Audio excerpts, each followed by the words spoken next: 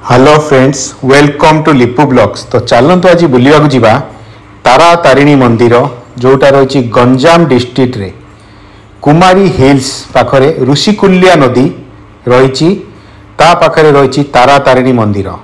यह हेउची गोटे बहुत बड़ शक्तिपीठ। आम भारत में 4टा शक्तिपीठ रही।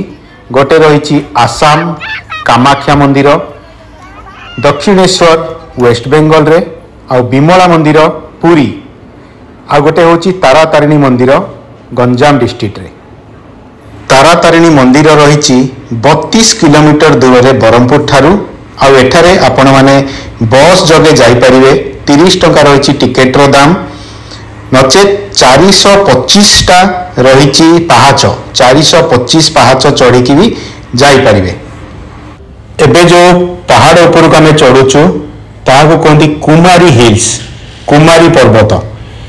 आदि शक्तिपीठर यहाँ हूँ कुमारी पर्वत। पूरा जंगल आ पहाड़ भितर मंदिरटी रही। कुमारी हिल्स जो पर्वत अच्छी ता भीतर रही पूरा पीसफुल एनवायरनमेंट जंगल भितर। आ गोटे इम्पोर्टाट अपडेट देवाक चाहिए, एठारे 425 स्टेप माने पहाच चढ़ी की भी जापरिवे। बस सर्विस रही ऊपर को जावाकू, ताकू छाड़देले रही रोपवे सर्विस। रोपवे सर्विस रे टूरिस्ट माने बसिकी दर्शन करने मंदिर सामने ओह्लई पारे।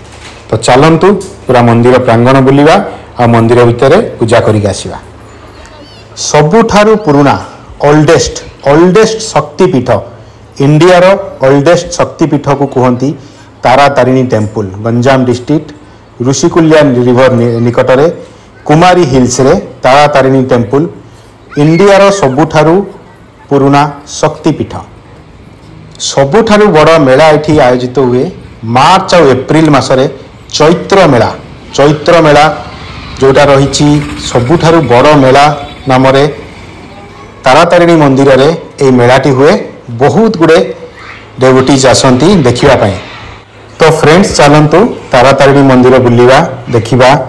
आउ जो पत्थर मूर्ति रही जोटा को पूजा कर बाहर देवी तारा आ तारिणी, तांकर क्लियर वीडियो देखिबा। तो वीडियो टी शेष पर्यंत देखंतु आ पूरा मंदिर विषय जानतु।